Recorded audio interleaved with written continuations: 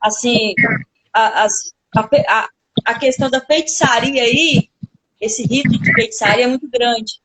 Eu queria te perguntar como que é aí, nessa região que você está, essa cultura deles de feitiçaria, de curandeiros, que você começou a falar pra gente.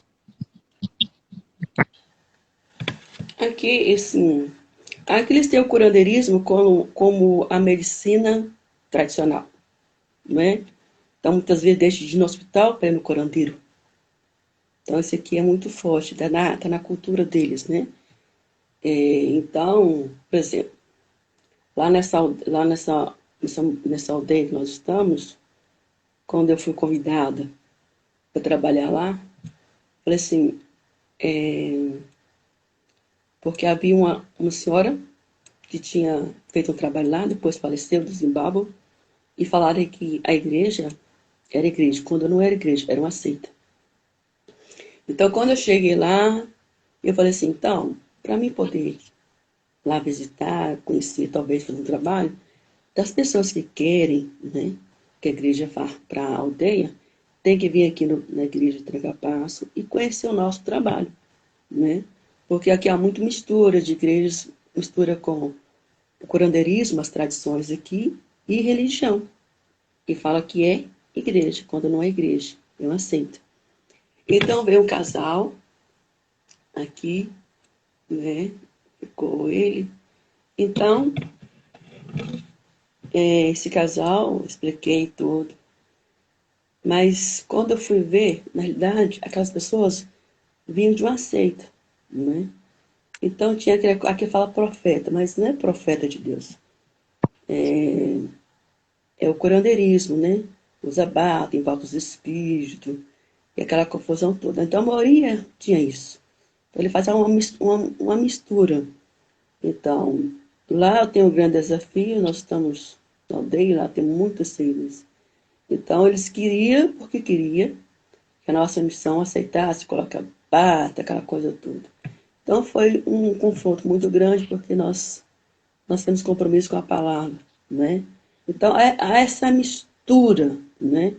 Aqui há muita mistura de curandeirismo e religião.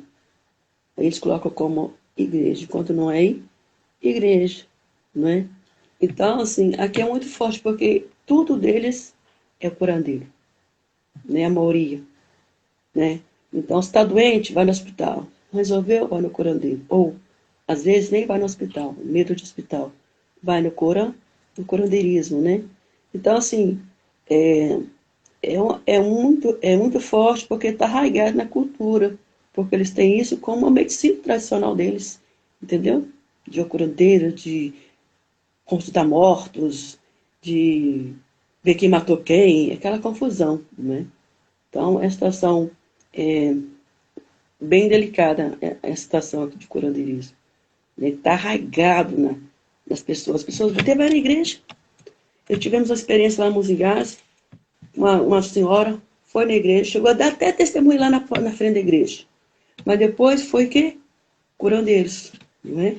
Foi no curandeiros e poucos dias o Satanás levou ela.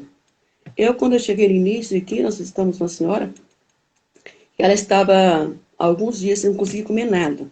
Nós oramos, ela, naquele mesmo dia ela passou comigo. O pastor voltou lá, visitou ela, nada. Aí ela sumiu do Brasil. Depois fomos chamados novamente, ela estava mal. Aí eu pregava português, o pastor, na época, traduzia, né? Então, mas é porque ela envolveu com curandeirismo. Outra vez visitamos uma senhora que também estava ruim, oramos por ela. Outro dia o pastor foi lá visitar. Não deixou o pastor entrar. Quem estava lá? Curandeiros. Por isso que não deixou o pastor entrar. Uau. Aí o que aconteceu? Aí ela faleceu. Quando ela faleceu, foi chamar o pastor. Disse, não, vai chamar os seus curandeiros.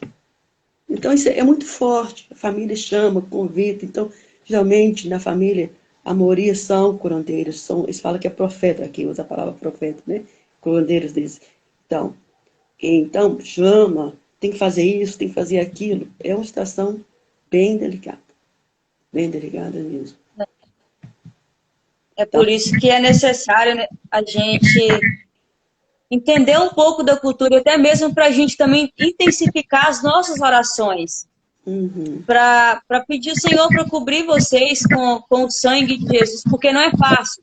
Certa vez eu ouvi o testemunho de um missionário, tinha ido num congresso lá no Ipaba, e tinha um missionário lá da África, que ele, né, fazia missão na África, tinha vindo pregar e ele estava falando assuntos sobre os curandeiros daí, sobre feitiçaria, e dizendo que certa vez, no quintal, assim, do lado, tinha um bruxo, e esse bruxo cortou o pescoço do galo e jogou no quintal dele. E aí diz ele que, para eles lá, quando isso acontecia, na terceira cantada, para quem tinha feito o trabalho, a pessoa morreria de infarto fulminante. Mas ele que naquele dia Jesus entrou com providência, deu livramento, e ele estava lá para contar o testemunho. Porque a gente, quando ele falou aquilo, eu imaginei assim, que é algo muito forte, não só a questão de estar aí, mas a questão do âmbito espiritual, né, das regiões que ficam aí, porque a gente sabe que quando a gente entra no lugar, que o lugar já é pesado por si, fica até meio complicado a gente conseguir desenvolver a obra, só consegue desenvolver mesmo pelo poder do sangue de Jesus. Então, assim, o clima, o tempo, né, a região que a gente está fica muito pesado. Eu imagino que você não é diferente, né, na região onde você está. Sim, nós tivemos uma experiência, parece que é 2012 ou 13. Eu morei numa casa há 7 anos, a casa grande, e o senhor morava em Maputo, proprietário da casa. E quando o irmão dele morava no mesmo bairro. E quando ele vinha, tinha que fazer uma coisa na outra casa, dependendo, tinha 2 casas, ele me ligava assim, entrega a chave falando tal, porque para fazer limpeza. Então, nesse dia eu estava em outra cidade, estava chegando, e eu achei estranho, porque o proprietário não me ligou. E o irmão dele estava lá. E aí, eu achei estranha aquela situação. Depois, o irmão dele ficou em frente ao meu quarto. E aí eu entrei em oração. Quando foi 21 horas da noite, meu quarto encheu de fumaça, como tivesse colocado fogo. Fumaça mesmo, do nada. Meu quarto encheu de fumaça. Aí eu orei e repreendi aquela situação. Quando foi de madrugada, eu tinha guarda, né? Porque tem guarda. O guarda não viu nada. Entraram, arrebentaram o cadeado do portão da cozinha, roubaram o tênis, roubaram a dependência, não é? E aí tinha uma missionária Solange que morava comigo. E ela falou assim, ela que acordou e ouviu o barulho, né? Ela entrou na casa de banho, que é aquela casa de banheiro, deu a descarga e eles se dispersaram. Então, eu creio, né, que isso foi o quê? Magia, né? Porque, graças a Deus, não entrou na nossa casa, né? Mas roubou a dependência do proprietário, arrebentou o cadeado da cozinha, da entrada da cozinha, da área de serviço, roubou o meu tênis, né? E aí eu liguei para o irmão nem se importou. Então eu liguei para o proprietário. Seu Charles, aconteceu isso. Rapidinho o irmão dele apareceu. Aí, no outro dia, o proprietário mandou pessoas para olhar o que tinha danificado, né? Não tinha nenhuma coisa danificada, nenhuma porta danificada, nada danificado.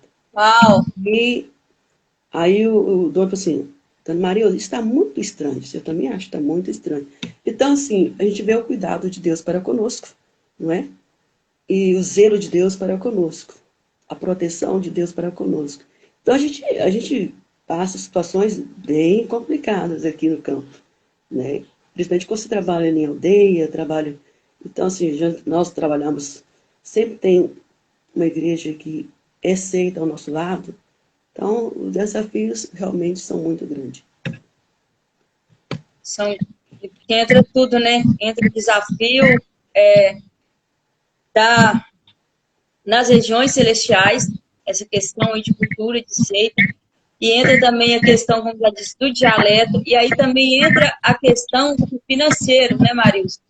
Sim. Teve uma irmã que colocou aqui e perguntou como que a gente pode fazer para ajudar, né, para contribuir aí na obra, porque tem muita gente que fala assim, mas eu não sei como fazer, como que faz, eu não posso ir, mas missionário não é só aquele que vai, a gente pode ser um missionário daqui também abençoando, né, a vida da pessoa que está aí, no caso, a sua vida, de que forma que a gente pode fazer, né, as irmãs que estão entrando e os irmãos que estão entrando, para contribuir na obra. Nós temos a nossa agência Jami, né? Você pode fazer convênio, identificar que você quer ofertar, né, para a Missão da Marilza. Então, a sua oferta vai chegar a mim, porque as ofertas é canalizadas via agência e a agência faz o repasse dessa oferta. Então, eu vou deixar, não sei se você, mas vou deixar para vocês, no documentário, tem lá como depositar, a forma de depositar, né? Via banco. Então, depois podemos passar para os irmãos que tiverem interesse. Então, no caso, a pessoa entra pela Jami, procura, né? Se for no site, consegue achar Jami. E faz tem lá o banco, faz não é? o convênio específico. Um depósito identificado. Sim. Se você quiser fazer de 1 ano, 2 anos, né? Você pode fazer esse depósito. Vai chegar em minhas mãos. Sim. Que é muito importante a gente saber, então, dessa né? forma, né? Porque tem gente que tem um coração abençoador. Então, é necessário também que dessa forma a gente consiga contribuir. Se a gente não pode ir, abençoa quem está lá, quem está se entregando, quem está se doando, quem está amando, né? Aquelas almas, no seu caso, colocando a sua vida à disposição, né? A Isabel tinha dito para a gente que quando ela teve no campo missionário, ela pegou febre tifoide por 3 vezes. Quando a Marisete ainda estava viva, a gente sempre conversava, ela sempre falava também que você já tinha pegado febre, né, malária, algumas vezes. E como que foi isso? As malárias. Malária. Como que é essa questão aí da malária? É comum, né? Porque não tem saneamento básico. É um sintoma forte, dor de cabeça, dor nas articulações, vômito, diarreia. Você perde força, então, se não correr rápido, você pode morrer, mata muito, né? Um dos índices aqui em Moçambique de morte, a causa é a malária. Então, ela é picado por um mosquito, né? Que transmite plasmódio, então causa diversos efeitos no nosso organismo. Então, realmente, é terrível pegar malária, horrível. E a gente nunca escapa disso, né? Porque mais você cuida, mesmo assim você pega a malária. Aí entra também, né, mais uma vez, o cuidado de Deus. Deus, ele sempre está cuidando, sempre está guardando.